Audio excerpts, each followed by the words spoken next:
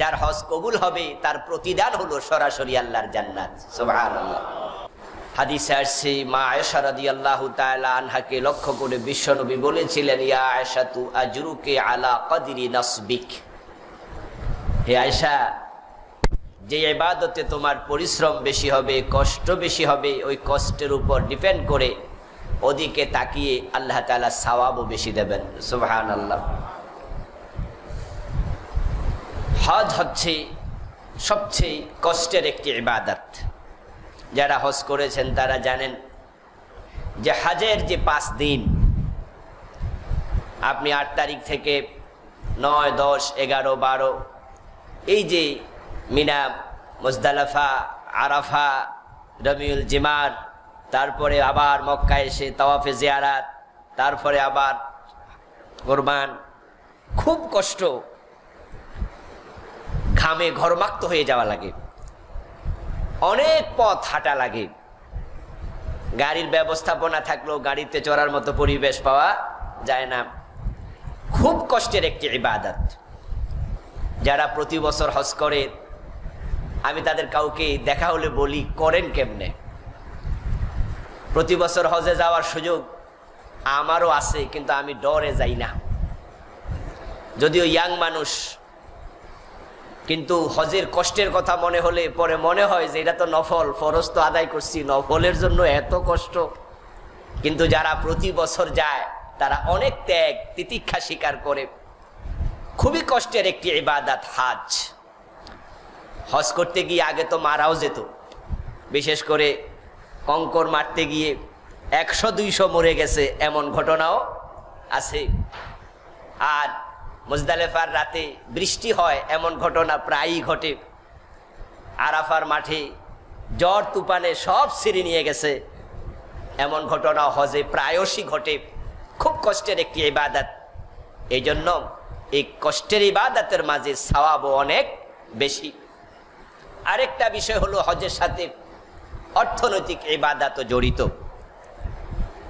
ইবাদতে মালি, ইবাদতে জিসমি, জিসমানি ইবাদা, মালি ইবাদা, দুটো একসাথে হজে জমা হয়ে যায়।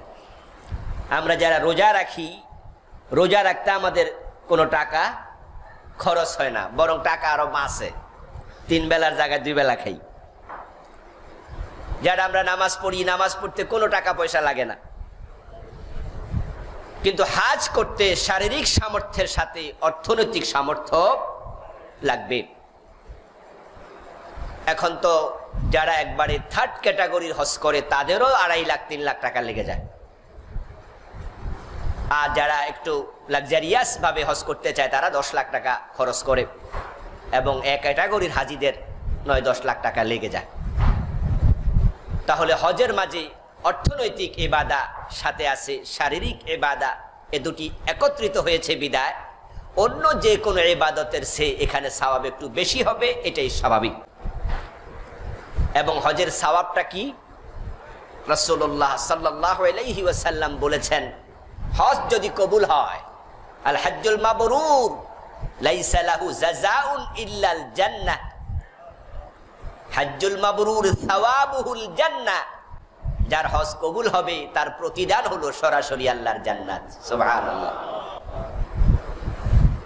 এবং হজ এমন এক ইবাদত যার মাধ্যমে আল্লাহ তাআলা হাজী সাহেবের জীবনে যত গুনাহ আছে সবগুলা গুনাহ ক্ষমা করে দেন। সুবহানাল্লাহ। আল্লাহর হাবিব সাল্লাল্লাহু আলাইহি ওয়াসাল্লাম বলেছেন, সহিহ বুখারীতে এসেছে, সহিহ মুসলিমে এসেছে, একবারে শক্তিশালী সনদে আল্লাহর রাসূল বলেন, মান আতা হাদাল বাইত ফালাম ইয়ারফুস ওয়া লাম ইয়াফসুক রাজা কায়াউমিন ওয়ালাদাতহু উম্মুহু, যে ব্যক্তি এই ঘরে এসেছে হজ করার জন্য এবং হজের মাঝে রফস করে নাই, ফিস্ক করে নাই, যদি এই দুটা গুনাহ থেকে অপরাধ থেকে বাঁচতে পারে, যথাযথ নিয়মে হজ সম্পাদন করে, রাজা কায়াউমিন ওয়ালাদাতহু উম্মুহু, সে এমন ভাবে হজ করে ঘরে ফিরে যাবে যেভাবে নিষ্পাপ অবস্থায় মায়ের পেট থেকে দুনিয়া এসেছে। ঠিক একই বক্তব্য তিরমিজিতে আসছে, ক্বালান নবী সাল্লাল্লাহু আলাইহি ওয়াসাল্লাম মান আতা হাযাল বাইত ওয়া লাম ইয়াফসুক ওয়া লাম ইয়ারফুস গুফিরা লাহু মা তাকাদ্দামা মিন যামবিহি। যে ব্যক্তি এই ঘরে হজ করতে আসলো, রফসের গুনাহ করলো না, ফিসকের গুনাহ করলো না, ওই ব্যক্তির আমল নামায় যত গুনাহ ছিল আল্লাহ তাআলা সবগুলো ক্ষমা করে দেবেন। সুবহানাল্লাহ। আল্লাহ তাআলা শুধু হাজীকে ক্ষমা করেন না। قال النبي صلى الله عليه وسلم الحاج مغفور له ولمن استغفر له। মুসনাদ আবি হানিফাতে ইমাম আবু হানিফা রাহিমাহুল্লাহর পক্ষ থেকে সংকলন করা কিতাব হাদিসে আসছে, ওই মুসনাদে আবি হানিফা আল্লাহর হাবিব বলতেছেন যে হজ করে আল্লাহ তাকে ক্ষমা করেন এবং সে যার জন্য ক্ষমা চায় আল্লাহ তাকেও ক্ষমা করে দেন। আল হাজ্জু মাগফুরুন লাহু ওয়া লিমান ইস্তাগফিরা লাহু। হাজীকে আল্লাহ কত ভালোবাসেন, তাকে তো ক্ষমা করেনি, সে যার জন্য ক্ষমা চায় আল্লাহ তাকেও ক্ষমা করেন।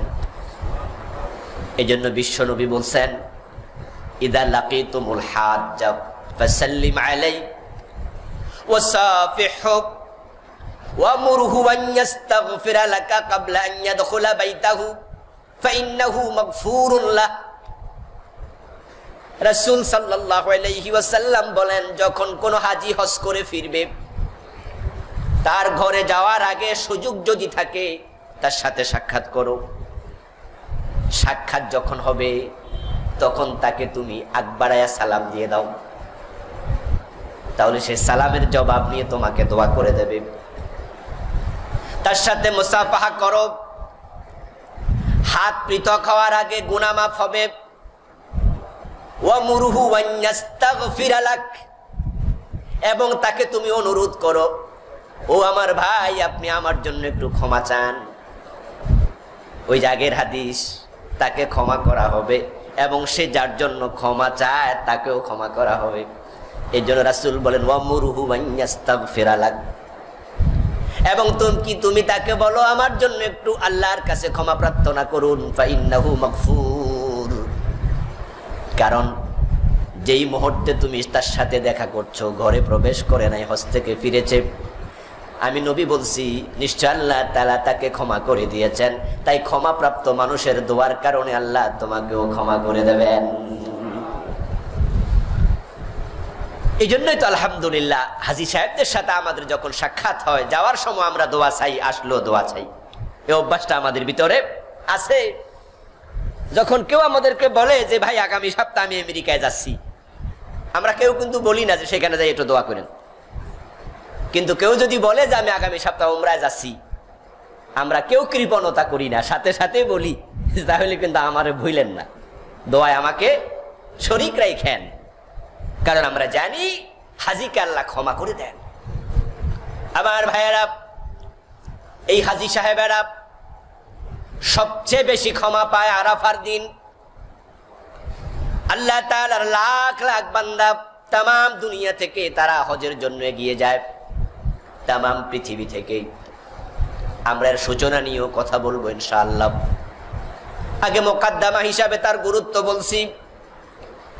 যখন আরাফার মাঠে হাজির হয়, কত রকমের মানুষ, কালো সাদা, কত দেশের মানুষ, কত ভাষার মানুষ, ভাষা ভিন্ন, দেশ ভিন্ন, চেহারার সৌন্দর্য ভিন্ন, গায়ের রং ভিন্ন, কিন্তু সবার মুখ থেকে শুধুমাত্র একটাই শব্দ, আল্লাহ লাব্বাইক আল্লাহুম্মা লাব্বাইক, আল্লাহ আমি হাজির। সুবহানাল্লাহ। আল্লাহুম্মা লাব্বাইক লা শারীকা লাকা লাব্বাইক। তামাম দুনিয়ার মানুষগুলো আরাফার ময়দানে একত্রিত হয়ে সবাই মিলে তাওহীদের ঘোষণা দেয়, লা শারীকা লাক, আল্লাহ তোমার কোনো শরীক নেই। আল্লাহ তাআলা এত বেশি খুশি হন, এত বেশি আনন্দিত হন। আল্লাহর হাবিব বলেন, মা মিন মুসলিম ইউলাব্বি ইল্লা লাব্বা মান আন ইয়ামিনিহি ওয়া আন শিমালিহি মিন শাজারিন ওয়ালা মিন শাজারিন ওয়ালা মাদাদ। আল্লাহর হাবিব বলছেন, যখন আল্লাহর কোন মুসলিম বান্দা তালবিয়া পড়তে শুরু করে দেন, তখন তার তালবিয়ার সাথে তার ডান পাশে তার বাম পাশে যত ঘর আছে, যত বাড়ি আছে, গাছপালা আছে, জমিনের বিভিন্ন অংশ সবগুলো একসাথে তালবিয়া পড়তে শুরু করে দেয়। লা শারীকা লাক, রব তোমার কোনো শরীক নাই। তামাম দুনিয়াতে হযরত আদম আলাইহিস সালাম থেকে বিশ্ব নবী পর্যন্ত যত নবী এসেছেন, সব নবীর যত কর্মসূচি ছিল, কার্য বিবরণী ছিল, তার মাঝে 1 নাম্বার কর্ম ছিল শিরিকের বিরোধিতা করা। আল্লাহ তাআলা আছেন, এটা মানুষকে বুঝানো লাগে না। আল্লাহ যে আছেন এটা মানুষ সৃষ্টিগতভাবে বুঝবে। ওয়া নাফসিন ওয়া মা সাওয়াহা ফাআলহামাহা ফুজুরাহা ওয়া তাকওয়াহা। সৃষ্টিগতভাবে আল্লাহ মানুষকে কিছু বুঝ দিয়েছেন, তার মাঝে একটা হলো কোনটা ভালো কোনটা মন্দ, এটা বুঝার ক্ষমতা মজ্জাগত। আর আল্লাহকে অস্বীকার করার মতো মন্দ কাজ হতে পারে না। ওয়া ফি আনফুসিকুম আফালা তুবসিরুন। আল্লাহ যে আছে এটা বুঝার জন্য আপনি নিজের দিকে তাকান। আপনি আপনার মাঝে গবেষণা করলে, এই চোখ এত সুন্দর করে কে বসাইলো, এত সুন্দর করে নাকটা কে দিল, এত সুন্দর দাঁত কে সময় মতো আমার মুখের ভিতরে তৈরি করে দিল। এইভাবে আপনি নিজেকে যদি গবেষণা করেন, আপনার মন বলবেই নিশ্চয়ের পিছনে একজন সৃষ্টিকর্তা আছেই। আল্লাহ আছে এটা মক্কার কাফেররাও জানতো। নবীদের মিশন আল্লাহ আছে এটা বলা নয়। নবীদের মিশন ছিল যেই আল্লাহ আছে তার সাথে কাউকে শরীক করা যাবে না।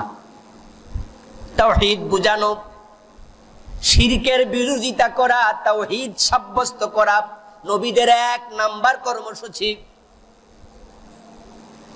আর হজের ময়দানে আরাফার দিন সবগুলা মানুষ একত্রিত হয়ে তারা সবাই মিলে শিরকের বিরোধিতা করছে, তাওহীদের ঘোষণা দিচ্ছে লা শারীকা লাক। এই জন্য আল্লাহ তাআলার কাছে ওই দিবসটা এত প্রিয়। বিশ্ব নবী বলছেন, মা আকসারা আন ইউতিকাল্লাহু ইবাদাহু মিন ইয়াউমিন আরাফা। আরাফার দিবসে আল্লাহ তাআলা তার বান্দাকে জাহান্নাম থেকে মুক্তি দেন। জাহান্নাম থেকে মুক্তি আর এত বেশি দেন না। ইযা কানা ইয়াউমু আরাফা, যখন আরাফার দিবস আসে, ইয়ানজিলুল্লাহু তাআলা ইলাস সামাইদ দুনিয়া ফায়ুবাহি বিহিমুল মালায়েকা। আল্লাহ তাআলা দুনিয়ার আকাশে অবতীর্ণ হন। দুনিয়ার আকাশে এসে তিনি আরাফার মাঠে উপস্থিত। লাখ লাখ হাজী সাহেব তাদেরকে লক্ষ্য করে ফেরেশতাদেরকে নিয়ে অহংকার করেন, গর্ব করেন। আল্লাহ তাআলা বলুন, জুরু ইলা ইবাদি ইয়াতাউনি শাসান গাবরান দাজ্জিনা মিন কুল্লি ফাজ্জিন আমিক। ও ফেরেশতারা, তোমরা বলছিলা মানুষ বানায়ও না, তারা হানাহানি করবে, রক্তপাত করবে, মারামারি কিলাকিলি করবে, আমরাই যথেষ্ট ইবাদতের জন্য, তাসবির জন্য। আমি তোমাদেরকে বলছি আরাফার মাঠে আমার বান্দাগুলার দিকে তাকাও, সাদা কাপড়ের মতো পরে, শাসান গাবরান দাজ্জিনা মিন কুল্লি ফাজ্জিন আমিক, উস্কো খুশকু চুল, ধুলি দূষরিত দেহ। তাকায়া দেখো সবাই লাব্বাইক লাব্বাইক বলছে, চোখের পানি ছেড়ে দিয়ে কাঁদছে। ইয়ারজুনা রাহমাতি, তারা আমার রহমত পাওয়ার জন্য পাগল পারা। ওয়ালা ইয়ারাউনা আযাবি, জাহান্নাম থেকে বাঁচার জন্য চোখের পানি ছেড়ে দিয়ে কাঁদছে, অথচ তারা আমার জাহান্নাম দেখে নাই।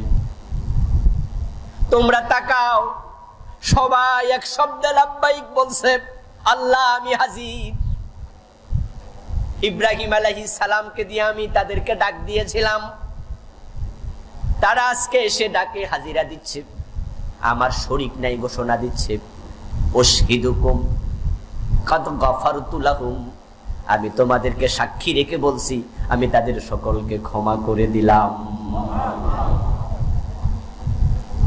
ওই আরাফার ময়দানে আল্লাহ তাআলা সব মানুষকে ক্ষমা করার ঘোষণা দেন। হাদিসে আসছে তখন আল্লাহর কিছু ফেরেশতা বলে, আল্লাহ অমুকে তো জুলুম করছে, অমুকে তো জিনা করছে, অমুক তো মিথ্যা কথা বলছে। আল্লাহ পাক রব্বুল আলামিন তখন বলেন, ভালো মানুষদের সাথে একত্রিত হওয়ার কারণে তাদের উসিলায় তাদেরকেও ক্ষমা করে দিলাম। আল্লাহর হাবিব বলেন, মা রুইয়া শাইতান আসগর ওয়ালা আদহার ওয়ালা আগিয়াস মিন হাদাল ইয়াউম লাম্মা রা মিন তানাজ্জুলির রাহমা ওয়া তাজাউযির রাব আনিজ যুনুবিল কাবীর যুনুবিল আযীম। শয়তানকে আমি নবী মুহাম্মদ আরাফার দিবসে যত হতাশ দেখি, যত দুর্বল দেখি, যত মনক্ষুণ্ণ দেখি, যত ক্রোধান্বিত দেখি, আর কোনোদিন ততটা দেখি নাই। আরাফার দিবসে শয়তান খুব হতাশ থাকে, একবারে নাজুক থাকে, রাগে ফাইটা যায়, সে খুব ক্রোধান্বিত থাকে, কারণ সে দেখতে পায় আর সে আজিম থেকে কিভাবে রহমত প্রবাহিত হচ্ছে। লাম্মা রা মিন তানাজ্জুলির রাহমা, যখন সে দেখে কিভাবে আল্লাহ রহমতের সাগরের দরজা খুলে দিয়েছেন, কিভাবে রহমত আসতেছে, ওয়া আনতাজাউযিজ যুনুবিল আযীম, এবং সে অনেক কষ্ট করায়া মানুষরে দিয়া বড় বড় গুনাহগুলো করাইছিল, সে দেখতে পায় ওই আরাফার দিবস আল্লাহ সব গুনাহ মাফ করে দিচ্ছেন। সে যখন দেখে আমি কত কষ্ট কইরা তার বেনামাজি বানাইছিলাম, কত নামাজ কাজা করাইছি, তাকে আমি কত সিনেমা দেখাইছি, কষ্ট করে তাকে মদ পান করিয়েছিলাম, তার পিছনে লেগেছিলাম, দিনের পর দিন ইসলামের বিরোধিতা করাইছি, এইভাবে কত কষ্ট করে আমি তাদের গুনাহগার বানাইছি। কিন্তু আরাফার দিবসে দেখতে পায় ওই খারাপ মানুষগুলো ও ভালোদের সাথে একত্রিত হওয়ার কারণে আল্লাহ তাদের গুনাহগুলো ক্ষমা করে দিচ্ছেন। আল হাজ্জু ইয়াউমু আরাফা, আরাফার মাঠে না গেলে হজ হয় না। আল্লাহর হাবিবের জন্য বলছেন হজের মূল অংশই হলো আরাফার মাঠে উপস্থিত হওয়া। এখন এই হজের মাধ্যমে আল্লাহ তাআলা চান তার গুনাহগার বান্দাকে ক্ষমা করে দিতে, তিনি চান মানুষগুলোকে নিষ্পাপ বানাতে, এবং হজের মাধ্যমে তিনি চান তাদেরকে জান্নাতি বানিয়ে দিতে। এই জন্যই তিনি হজকে করেছেন ইসলামের 5 খুঁটির 1 খুঁটি। মানুষ হজ করতে যাবে, সেখানে গিয়া মানুষগুলো কাবার চারপাশে দৌড়াবে, তাওয়াফ করবে, সাফা মারওয়ায় দৌড়াদৌড়ি করবে, মুজদালিফায় গিয়ে, আরাফায় গিয়ে, মিনায় গিয়ে রাতের বেলা দিনের বেলায় বসে থাকবে, শুয়ে থাকবে। এর মাঝে কি আছে আল্লাহর পাওয়ার মতো? আসলে এখানে আল্লাহর কোনো চাওয়া পাওয়া নেই, বরং হজের মাধ্যমে এই কাজগুলো করাইয়া আল্লাহ চান তাদেরকে জান্নাতি বানিয়ে দিতে। সুবহানাল্লাহ। এজন্য যাদের সামর্থ্য আছে তাদেরকে হজ করতেই হবে, এটাকে আল্লাহ ফরজ বানিয়েছেন।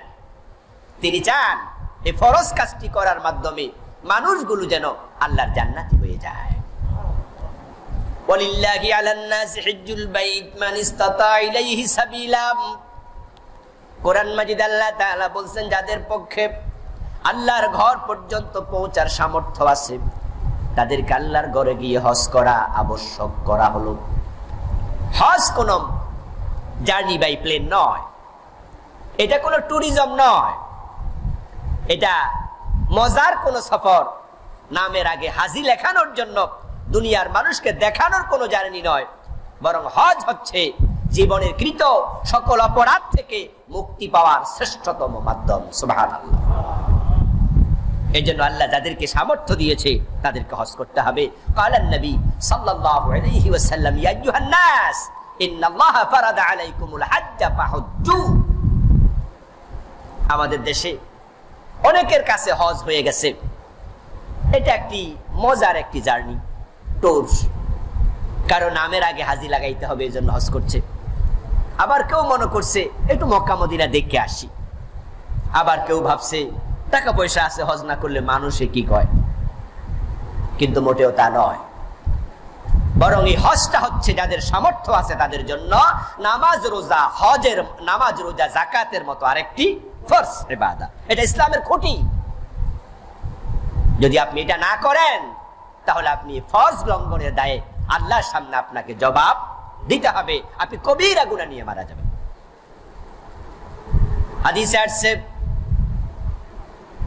আল্লাহ তাআলা যাকে সামর্থ্য দিয়েছে, মান মালাকা যাদান ওয়া রাহিলা তুবাল্লিগুহু ইলা বাইতিল্লাহ ফালাম ইয়াহুজ্জা ফালা আলাইহি আন ইয়ামুতা ইয়াহুদিয়্যান ওয়ালা নাসরানিয়্যা।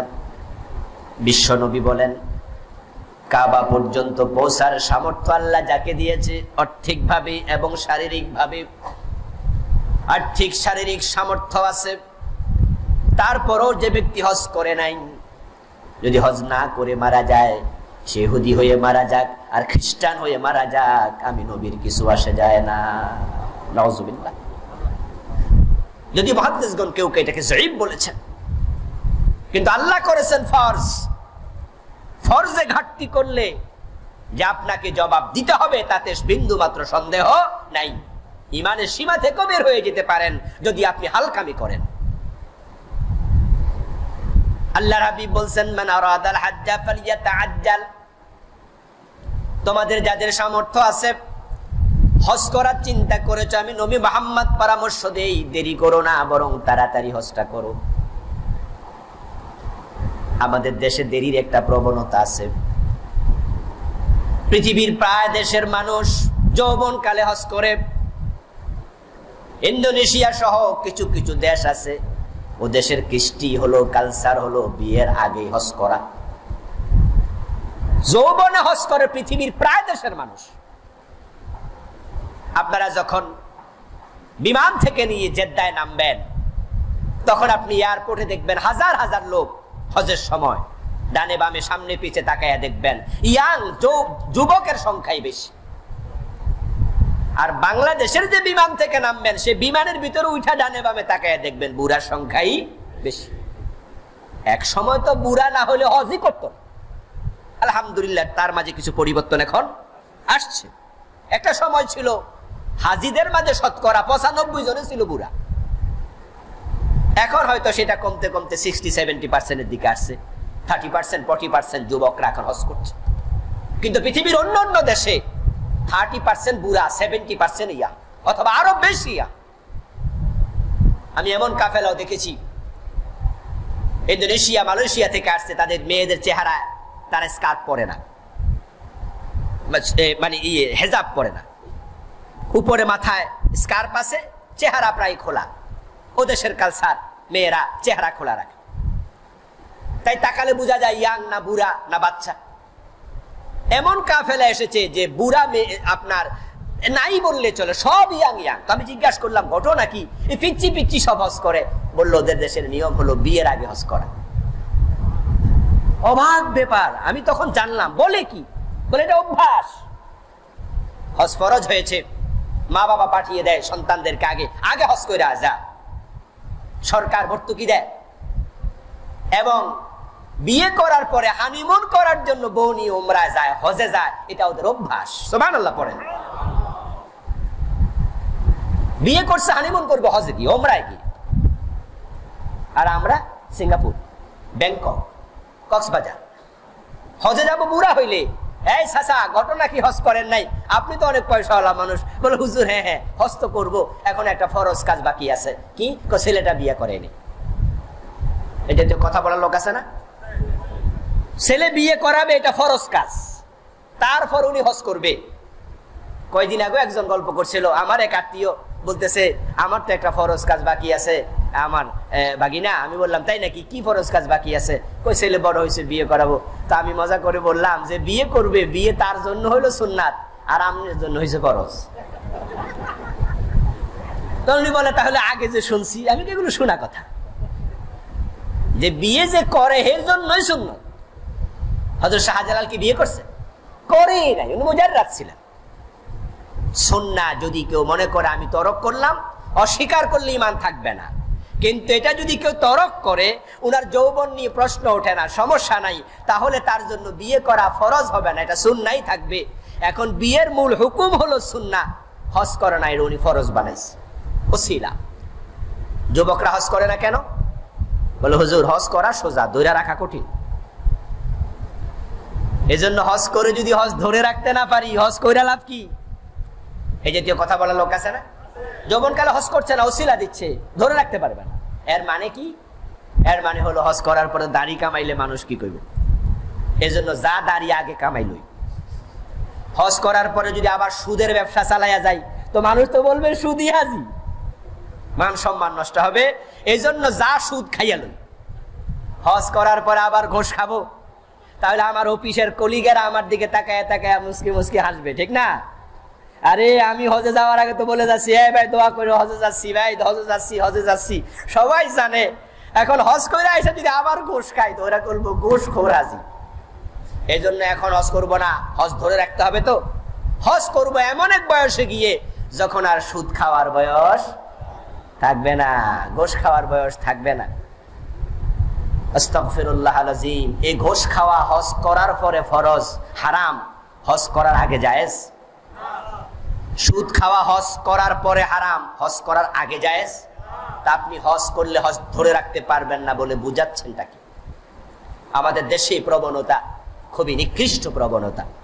আল্লাহর হাবিব বলছে, ফামান আরাদাল হাজ্জা ফালিয়াতাআজ্জাল। হজ যে করবা তাড়াতাড়ি করো, ফরজ হয়েছে, এটা ছেড়ে দিও না। কারণ ফাইন্নাহু কাদ ইয়ামরাদুল মারিদ ওয়া তাদিল্লুর রাহিলা ওয়া তাউরুদুল হাজা। হতে পারে তুমি আজকে সুস্থ আছো, কালকে অসুস্থ হয়ে যাবে। আপনি যে বললেন হজ আমি করব, সামর্থ্য আল্লাহ দিয়েছে, 2 বছর পরে করব, এই 2 বছর বাঁচবেন তার গ্যারান্টিও নাই। যদি না করে মরেন, তাহলে আপনি ফরজ তরককারী, কবিরা গুনাহ নিয়ে বললেন। দ্বিতীয় হলো আপনি অসুস্থ হয়ে গেলেন। আমার ভাইয়েরা, সুস্থ মানুষ, ইয়াং ম্যান প্যারালাইজড হয়ে একবারেই শেষ, এমন আছে কিনা? নড়া সরা করতে পারে না। এই জন্য আমি আপনাদের সাজেস্ট করছি ভাইয়েরা, সুযোগ থাকলে মাঝে মাঝে হাসপাতাল যাবেন, বিশেষত পঙ্গু হাসপাতাল। পঙ্গু হাসপাতালগুলোতে যাবেন এই জন্য, আপনি রুগীদের দিকে তাকালে আল্লাহর প্রশংসা করে যদি সারাক্ষণ মাথা মাটিতে ফেলেও রাখেন, আপনি বলবেন শুকরিয়া করে শেষ করা যাবে না। সাভারে আছে একটা সিআরপি পঙ্গু হাসপাতাল, প্যারালাইসড রোগীদের জন্য আলাদাভাবে বিদেশি এক মহিলা করেছে, বিখ্যাত বাংলাদেশের সবচেয়ে বড় হাসপাতাল পঙ্গুদের। সিআরপিতে আমি গিয়েছি অনেকবার, আল্লাহু আকবার কবীরা। দেখি মাথার মাঝখান দিয়া ছিদ্র করে রড ঢুকাইয়া 2 পাশে সোজা করে রেখে দিয়েছে, পেটের ভিতরে 2 পাশে রড ঢুকানো, মাজার ভিতরে রড ঢুকানো। আল্লাহু আকবার কবীরা। তাকে দেখছি আমার মতো বয়স, কেউ আমার চেয়ে জুনিয়র, আমার চেয়ে ছোট, আর বাচ্চা আছে। এই জন্য রাসূল বলছেন, তুমি যদি হজ করতে চাও দেরি করো না, কারণ তুমি আজকে সুস্থ আছো, কিছুদিন পরে সুস্থ নাও থাকতে পারো। ওয়াতাদিল্লুর রাহিলা, হজে যাওয়ার জন্য তোমার সাওয়ারি লাগবে। তৎকালীন যুগে উট ছিল, গাধা ছিল, ঘোড়া ছিল। আজকের যুগে বিমান লাগবে, প্রাইভেট কার লাগবে। যারা কাতার ইয়ামান থেকে যায় তারা প্রাইভেট কার চালিয়ে যায়, যারা আমরা দূর থেকে যাই বিমানে করে যাই। এখন আজকে আপনার টাকা আছে, সামর্থ্য আছে, বিমানের খরচ লাগবে, আসা যাওয়ার খরচ লাগবে। একবারে 3rd ক্লাস যদি আপনি প্যাকেজেও যান, তাহলে 2.5 থেকে 3 লাখ টাকা লাগবে। এই টাকাটা আজকে আছে, আগামী দিন টাকাটা নাও থাকতে পারে। তাদিল্লুর রাহিলা, তোমার সাওয়ারি হারিয়ে যেতে পারে, এর মানে তোমার সামর্থ্যটা নাও থাকতে পারে। কোটিপতি দেউলিয়া হয়ে গেছে, এমন ঘটনা বাংলাদেশে আছে না নেই? আপনারা নিজেরাও তো কতজনকে চিনেন যে কোটি কোটি টাকা ছিল, আজকে কিচ্ছু নাই, পথের কাঙ্গাল, ফলাইয়া থাকে। দেনাদারের দেনা শোধ করতে পারে না, এই জন্য কই থাকে নিজের মা বাবারও জানায় না, পলাইয়া রয়েছে। অথচ একসময় হজ করার সামর্থ্য ছিল। এটা অন্য মানুষের হয়, আপনার হওয়ার কোনো সম্ভাবনাও নাই, ঠিক না? এজন্য আপনি হজ পরে করবেন কেন? এটা আপনারও তো হতে পারে। 3 নাম্বার, তাউরুদুল হাজা। তুমি আজকে ফ্রি আছো, আগামীকাল আরো বেশি ব্যস্ত হয়ে যেতে পারো। এমন কোন জরুরত, এমন কোন হাজাত তৈরি হয়ে যাবে যেটার কারণে তুমি চাইলেও আগামীবার হজ করতে পারছো না, এর পরের বছর পারছো না, এই সমস্যা ওই সমস্যা, এরকম করতে করতে হঠাৎ আজরাইল হাজির হয়ে বলবো চলো টাইম শেষ। এই জন্য বিশ্বনবী বলছেন তোমরা হজের ব্যাপারে কখনো দেরি করিও না। যে বিষয়টা তাড়াতাড়ি করতে বলছে, বাংলাদেশের লোকেরা এটাই সবচেয়ে বেশি দেরি করে। আপনারা অনেকে আছেন ইয়াং ম্যান, আলহামদুলিল্লাহ আপনার মোটামুটি অ্যাকাউন্টে 8-10 লাখ টাকা আছে, আপনি নিজে প্লাটের মালিক, কিন্তু আপনার ভিতরে হজ করা চিন্তাই ঢোকে না। আমি ফলাফল মানুষ কয় কি, বালেগ হওয়ার পরে যদি নামাজ ফরজ হয়, রোজা ফরজ হয়, সামর্থ্য আসার পরে হজও ফরজ হয়, আপনি তো বলেননি আমার বয়স মাত্র 17 বছর আমি কেন নামাজ পড়বো, আমার বয়স মাত্র 20 বছর আমি কেন রোজা রাখবো। এটা আপনি কখনো বলেননি। আপনি বুঝেছেন যে আমি বালেগ, আমার উপর নামাজ ফরজ পড়তে হবে, রোজা ফরজ পড়তে হবে, করতে হবে। যদি আপনি সামর্থ্যবান হন, আপনার উপর হজ ও ফরজ, সুতরাং এটাও আপনাকে করতেই, কেন দেরি করবেন? আল্লাহর হাবিব বলছে হজ করো, তাবিউ বাইনাল হজ্জ ওয়াল উমরাহ, তোমরা হজ এবং উমরা যাও, ফাইন্নাহুমা ইয়ানফিয়ানিল ফাকরা ওয়াদ-দুনুবা কামা ইয়ানফিল কিরু খুবজাল হাদিদ ওয়াদ-যাহাবি ওয়াল ফিদ্দা। আল্লাহর হাবিব বলছেন আমার উম্মত হজ এবং উমরা দুটা সম্পাদন করো। ওয়াতিমুল হজ্জ ওয়াল উমরাতা লিল্লাহ, কুরআন মাজিদে আল্লাহ তাআলা বলেন আল্লাহর জন্য হজ এবং উমরা সম্পাদন করো। এই জন্য যারা হজে যায় তারা উমরাও করে, কেউ হজ্জে কেরান, কেউ হজ্জে তামাত্তু, উমরার সাথে আছেই। সৌদি আরবের লোকেরা হজ্জে মুফরাদ করে, কারণ তারা উমরার এভেলেবেল সুযোগ পায়। বিশ্বনবী বলছেন তাবিউ বাইনাল হজ্জি ওয়াল উমরা, তোমরা হজ এবং উমরাকে একসাথে করো, একটা আরেকটা তাবে বানাও। ফাইন্নাহুমা ইয়ানফিয়ানিল ফাকরা ওয়াদ-দুনুবা, যে ব্যক্তি হজ এবং উমরা করবে, ওই হজ এবং উমরা তাকে দুটি জিনিস থেকে মুক্তি দিয়ে দেবে। একটা হলো হাজী সাহেব কখনো ফকির হবে না, সুবহানাল্লাহ। যারা হজ করে উমরা করে আল্লাহ তাদেরকে কাঙ্গাল বানায় না, সুবহানাল্লাহ বলেন ভাইয়েরা। আপনি হজ করলে 2.5-3 লাখ 5 লাখ টাকা চলে যাবে এটা মনে করবেন না, বরং আল্লাহ তাআলা এর ওসিলা আপনাকে ধনী বানিয়ে দেবেন, অভাব মুক্ত করে দেবেন, ওয়াজ-যুনুবা এবং গুনাহ থেকে মুক্ত করে দেবেন। আল্লাহর হাবিব বলেন এবার উদাহরণ শোনো, লোহার মাঝে যখন ঝং ধরে, মরিচা ধরে, সেটা পরিষ্কার করার জন্য এক ধরনের রেত পাওয়া যায়। স্বর্ণের মাঝে যখন ময়লা জমে, স্বর্ণ পরিষ্কার করার জন্য সিড মারা হয়। রূপার মাঝে যখন ময়লা হয়, সেটাও পরিষ্কার করার জন্য সিড মেরে সুন্দর করে পরিষ্কার করে। ঠিক রূপার ময়লা, স্বর্ণের ময়লা, লোহার মরিচা দূর করা হয় যেভাবে, এসিড মেরে রেত দিয়ে ওই মরিচা যেমন দূর করে দেয়, ময়লা দূর করে দেয়, তোমার জীবন থেকে গুনাহ এবং দারিদ্রতা হজ এবং উমরা চিরতরে দূর করে দেয়। এটা দুনিয়ার কল্যাণ আছে। এই জন্য তো আল্লাহ পাক রব্বুল আলামিন হযরত ইব্রাহিম আলাইহিস সালামকে দিয়ে যখন কাবা বেনা করলেন, প্রস্তুত করলেন, বানালেন, কাবা ঘরের প্রস্তুতি যখন সম্পন্ন হয়ে গেল, ওয়াল তৈরি হয়ে গেল, ওয়াইয ইয়ারফাউ ইব্রাহিমুল কওয়াইদা মিনাল বাইতি ওয়া ইসমাঈল রাব্বানা তাকাব্বাল মিন্না ইন্নাকা আনতাস সামিউল আলিম। আদিষ্ট হলেন বাবা ইব্রাহিম আলাইহিস সালাম তদীয় সন্তান ইসমাঈল আলাইহিস সালামকে সাথে করে কাবা শরীফ তিনি তৈরি করলেন। তৈরি করার পরে দুইজনে মিলে দোয়া করছেন, রব্বানা তাকাব্বাল মিন্না, হে আল্লাহ আমাদের পক্ষ থেকে আমাদের কর্ম প্রচেষ্টা আপনি কবুল করে নেন। সুবহানাল্লাহ। শিক্ষা আমাদের জন্য, ইবাদত করে আপনি ভাববেন না দায়িত্ব আমার শেষ, আল্লাহ কবুল করলে করো, না করলে তোমার ব্যাপার, এটা নয়। বরং ইব্রাহিমের সুন্নাহ হচ্ছে ইবাদত করার পরে বিনয়ের সাথে আল্লাহর কাছে কবুল করার জন্য আবার প্রার্থনা করা। কারণ আপনি যতই ইবাদত করেন, আল্লাহ যদি কবুল না করে ইবাদতের মূল্য এক আনাও নাই। আর আপনার জীবনের একটা ইবাদতও যদি আল্লাহ কবুল না করে, কেন কবুল করলা না এই প্রশ্ন করার সাহস কার আছে? এই জন্য আমাদের দায়িত্ব হলো ইবাদত করার পর ইব্রাহিমের মতো কি বলবো? রব্বানা তাকাব্বাল মিন্না ইন্নাকা আনতাস সামিউল আলিম। ইব্রাহিম আলাইহিস সালাম দোয়া করলেন, কাজ সম্পাদন হলো, কাবা শরীফ তৈরি হয়ে গেল। আল্লাহ তাআলা এবার ইব্রাহিম আলাইহিস সালামকে বলেন, ওয়াযিন ফিন নাস বিল হজ, যে ঘর তুমি বানাইলাম এবার ওই ঘরে হজ করার জন্য মানুষকে একটু আজান দিয়ে দাও, আহ্বান করো, ডাক দাও। ওয়াযিন ফিন নাস বিল হজ, কোরআনে আল্লাহ বলে আমি ইব্রাহিমকে বললাম হজের জন্য ঘোষণা দাও। তাফসীরে কুরতুবী প্রণেতা বলেন, গত রাত্রে তাফসীরে কুরতুবী পড়লাম, ইব্রাহিম আলাইহিস সালাম তখন জিজ্ঞাসা করছেন, আল্লাহ আমি এখানে হজের ঘোষণা দেব, আমার বউ, আমার সন্তান, আমি ইব্রাহিম, এই তিনজন ছাড়া তো এই কাবার আশেপাশে কোনো মানুষজন নেই। ধুধু মরুভূমি,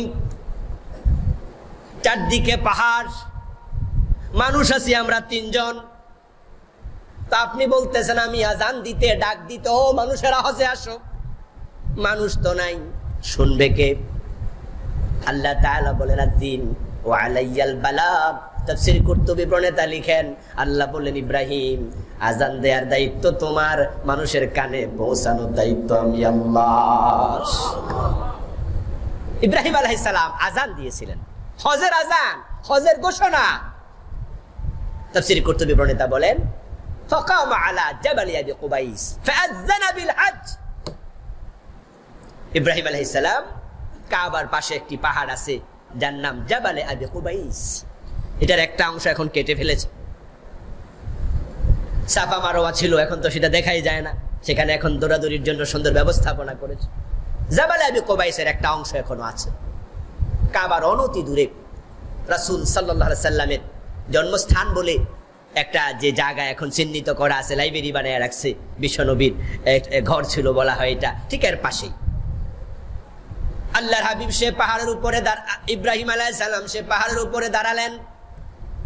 ফাআযানা বিল হজ, তিনি মানুষকে হজের আহ্বান করলেন, ও আল্লাহর বান্দারা, আমার সন্তানেরা, আল্লাহর ঘর জিয়ারতের জন্য তোমরা যুগ যুগ ধরে এখানে হাজির হও। তাফসীর প্রণেতা বলেন, ওই আওয়াজটা আল্লাহ তাআলা যত লোক হজ করবে কিয়ামত পর্যন্ত সবার কানে পৌঁছিয়ে দিয়েছিলেন। এই আওয়াজ আল্লাহ পৌঁছিয়েছেন যত লোক মায়ের পেটে ছিল, পিতার পৃষ্ঠদেশে ছিল, এর মানে রুহের জগতে ছিল, সবার কানে আল্লাহ পৌঁছিয়ে দিয়েছিলেন, সবার কানে পৌঁছিয়ে দিলেন। যারা হজ করবে তারা ওই আহ্বান শুনে বলেছিল লব্বাইক আল্লাহুম্মা লব্বাইক। সুবহান। ক্লাসে মাদ্রাসায় বিশেষত উস্তাদরা যখন হাজিরা ডাকে, এই রুল এক, তখন আমরা কি বলি? হ্যাঁ, মাদ্রাসায় বলে লব্বাইক, স্কুলগুলোতে প্রেজেন্ট স্যার, ইয়েস স্যার, জনাব, হাজির বলে, আর মাদ্রাসায় বলে লব্বাইক।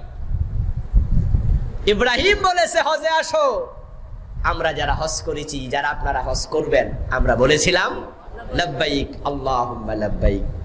হে আল্লাহ, তুমি ইব্রাহিমের মাধ্যমে আমাদেরকে ডাক দিয়েছো, আমরা হাজির। সুবহানাল্লাহ। এজন্যই তো আমরা যখন হজে রওনা দিই তখন আমরা কি পড়ি? এই তালবিয়া পড়ি। হ্যাঁ, সুবহানাল্লাহ। অর্থাৎ আল্লাহ তুমি ডাকছিলে আজ থেকে 4000 বছর আগে, 4000 বছর পরে আমি সে ডাকা আহ্বানে সারা দিয়ে বলছি আল্লাহ আমি হাজির। সুবহানাল্লাহ। আরাফার মাঠে গিয়ে বারবার আমরা বলছি আল্লাহ আমি হাজির, আল্লাহ আমি হাজির, আল্লাহ তুমি ডেকেছো। সুবহানাল্লাহ পড়েন ভাইয়েরা। ডাক দিয়েছেন মূলত কে? আল্লাহ। ইব্রাহিম তার আদেশ পালন করেছেন মাত্র। এখন হাজী সাহেবেরা কিয়ামত পর্যন্ত আল্লাহর ডাকে সাড়া দিয়ে তারা চলে যাবে সে মক্কায়। এবং হজ হচ্ছে এমন এক ইবাদত, যেই ইবাদতে গেলে আপনি দেখতে পাবেন কোথাও ইব্রাহিম আলাইহিস সালাম দাঁড়িয়ে আছে, কোথাও মা হাজেরা দৌড়াদৌড়ি করছে, কোথাও দেখতে পাবেন আপনি মিনায় গেলে আল্লাহর নবী ইসমাইল জবাই হওয়ার জন্য মাথা মাটির মাঝে দিয়ে শুয়ে আছে। আপনার প্রতিটা কাজে স্মরণ হবে যে আমি ইব্রাহিমকে এই কাজে দেখেছি, ইসমাইলকে কাজ করতে দেখেছি, হাজেরাকে এটা করতে দেখেছি, আমি সেখানে এসেছি, আমি কেন তাদের মতো হব না? আল্লাহ তাআলা আমাকে আপনাকে তাম পৃথিবী থেকে ডেকে নিয়ে নিয়ে দেখায়, দেখ তোর বাবা ইব্রাহিম এটা করেছে। আপনি মিনায় পাথর মারছেন, কাকে মারছেন? ফিরান দাঁড়ায় আস, ওখানে শয়তান দাঁড়িয়ে নেই। আল্লাহ আপনাকে সেখানে ডেকে নিয়ে দেখাচ্ছে, এখানে শয়তান ইব্রাহিমকে বাধা দিয়েছিল পুণ্যের কাজে, সে শয়তানকে পাথর মেরেছে। এই শিক্ষা নিয়ে তুই বাড়িতে যা, তোর সামনে যেখানে শয়তান দাঁড়াবে সেখানে পাথর মারার জন্য তোকে সিদ্ধান্ত নিতে হবে। শয়তান তোর সামনে দাঁড়াতে পারবে না। কিন্তু আমরা সেই শিক্ষা তো আজকে নিচ্ছি না। আমরা মিনায় গিয়ে শয়তানকে পাথর মারি, আবেগের অভাব নাই। পাথর মারতে গিয়া বড় বড় পাথর খোঁজে, তো মারবই যেহেতু ছোটটা মারবো কেন? কেউ জুতা পর্যন্ত মারে, হাতের লাঠি ছাতা পর্যন্ত মেরা দেয়। কিন্তু বন্ধু, ওই লোকটাই দেশে আসার সময় আবার মিনার শয়তান পকেটে করে বাংলাদেশে নিয়ে আসে। হজ করেছে, সিনেমা হল ছাড়ে নাই, এমন হাজি আছে না নাই? হজ করেছে, সুদী ব্যাংকে চাকরি করছে, সুদী ব্যাংকে লেনদেন করছে, সুদ খাচ্ছে, সুদ দিচ্ছে, অনুভূতিটাও নাই যে এটা হারাম। কিসের হাজি আপনি? আল্লাহ তাআলা আপনাকে ধরে নিয়েছেন মক্কায়, নিয়ে কাবার সামনে দাঁড় করিয়ে দিয়েছেন, আপনাকে বুঝাচ্ছেন যে জমিনে দাঁড়িয়ে আছো আমার হাজার হাজার পয়গম্বরের পায়ের ধুলা এখানে লেগে আছে। আমার ভাই, কাবাতুল্লাহর দরজা এবং হজরে আসওয়াদ পাথর, এ দুটার মাঝখানের জায়গার নাম হলো মুলতাজাম। যে জায়গায় বুক লাগায়া দোয়া করলে দোয়া কবুল হয়। আপনি এমন জায়গায় বুক লাগালেন যে জায়গার মাঝে শত শত নবীর বুক লেগেছিল। কাবার চারপাশে আপনি তাওয়াফ করছেন, হাজার হাজার লক্ষ লক্ষ সাহাবার পায়ের ধুলা সেখানে লেগে আছে। সুযোগ থাকলে হজরে আসওয়াদ পাথরে আপনি চুম্বন করছেন। হজরে আসওয়াদ পাথরে চুম্বন করাটা গুনাহ মাপের একটি মাধ্যম বটে, কিন্তু আমি যতবার গিয়েছি ততবারই আমি একবার না একবার চুমু দেওয়ার চেষ্টা করেছি। আল্লাহ আমাকে সফলতাও দিয়েছেন, 1 বছরও মিস যায় নাই। শুধুমাত্র গুনাহ মাপের জন্য চুমুটা আমি দেই নাই, কারণ যাদের চুমু দেওয়ার সামর্থ্য নাই, ভিড়ের কারণে বুড়া মানুষ, তারা তো চুমু দেওয়ার কথা ভাবতেও পারে না, চাপা লেগে মরে যাবে, এত ভিড়। ওরা একটু দূরে দাঁড়ায় ইশারা দিয়া যদি হাতে চুমু খায় তাহলে গুনাহ মাপ হবে। তো দূর থেকে দাঁড়ায় চুমু দিল, ইশারা দিয়ে গুনাহ মাফ হয়। তারপরও আমি প্রতিবার একটিবার কমপক্ষে চুমু এই জন্যই দিয়েছি, হজরে আসওয়াদ পাথরে যখন চুমু দেই তখন আমার মন সাক্ষী দেয় এটা এমন একটা পাথর, একসাথে 2 জন চুমু দেয়া যায় না, একজনেই একজন একজন করে চুমু দেয়া লাগে। আমার নবী চুমু দিয়েছেন, নিশ্চয়ই রাসূলের ঠোঁটের জায়গায় আমার ঠোঁটটাও লাগছে। এই অনুভূতি তৈরি হয়। আপনি ছাপা মারোয়া দৌড়াদৌড়ি করবেন, বারবার আপনার মনে হবে আমার মা হাজেরার কথা। সন্তানকে ইব্রাহিম আলাইহিস সালাম রেখে এসেছেন। আমরা ইব্রাহিম আলাইহিস সালামের জীবনী নিয়ে আলাদা যখন আলোচনা করব তখন বিস্তারিত কথা হবে ইনশাআল্লাহ। ওই কাবার অঙ্গনে যখন রেখে আসেন সামান্য পানি, কয়টা খেজুর দিয়ে তিনি চলে গেছেন আবার সিরিয়ায়। মা হাজেরা সন্তানের পিপাসা, নিজের পিপাসা নিবারণের জন্য পানির অন্বেষায় দৌড়াদৌড়ি করেছেন। ওই সাফা পাহাড় মারোয়া পাহাড়ের মাঝখানে পানি পান না, দৌড়াদৌড়ি করছেন, মনে আবার টেনশন। কলিজার টুকরা ইসমাইলকে কাবার পাশে শুইয়ে রেখে এসেছি, জানি না কোন বিপদে পড়ে যায়। এই জন্য তিনি পাহাড়ে উঠে যখন পানি দেখতেন, আবার যখন পাহাড় থেকে নামতেন, ওই পাহাড়ে যাওয়ার জন্য সামান্য মাঝখানে যে খালি জায়গা আছে আসতে হাঁটতেন না, তিনি দৌড়াতেন। আল্লাহ পাক রব্বুল আলামিন আপনাকে আমাকে বলে যা সেখানে দৌড়া, দৌড়াইয়া আল্লাহর জন্য ইব্রাহিমের মতো নিজের জীবন, নিজের সন্তান, নিজের সব শখ আল্লাহ কুরবান দেওয়ার সিদ্ধান্ত শিখে নে। আপনাকে আল্লাহ তাআলা এইভাবে মিনায় নিয়ে বুঝাবে, দেখ ইসমাইল কি করেছিল, কিভাবে নিজের মাথাটা মাটির মাঝে শুইয়ে দিয়েছে। আমরা কুরবানির আলোচনা যখন করবেন ইনশাআল্লাহ তখন সে প্রসঙ্গ আসবে। এই হজ আপনাকে আমাকে ইব্রাহিম, ইসমাইল, হাজেরা, বিশ্বনবী মুহাম্মদুর রাসূলুল্লাহ সাল্লাল্লাহু আলাইহি সাল্লাম সহ সবার জীবনীকে চোখে সামনে দেখাবে। কোথাও মনে হবে ইব্রাহিম দাঁড়ায় আছে, কোথাও মনে হবে ইসমাইল দাঁড়ায় আছে, কোথাও মনে হবে হাজেরা দাঁড়ায় আছে। মিনায়, মুজদালিফায়, আরাফায় যাওয়ার পরে আপনার মনে হবে এখানে আল্লাহর অসংখ্য প্রিয় বান্দারা এসেছিলেন। আল্লাহ পাক রব্বুল আলামিনের রাসূলের জন্য বলছেন আল হাজ্জ ওয়াল উমরা ওয়াফদুল্লাহ। যারা হাজি, যারা উমরাকারী তারা হলো সরাসরি আল্লাহর মেহমান। সুবহানাল্লাহ। কারণ হজ করার জন্য ডেকেছেন কে? আল্লাহ নিজে ইব্রাহিমের মাধ্যমে। এই জন্য আপনারা যারা, আমরা যারা হজ করতে যাই তাদেরকে বলা হয়েছে তারা সরাসরি আল্লাহর মেহমান।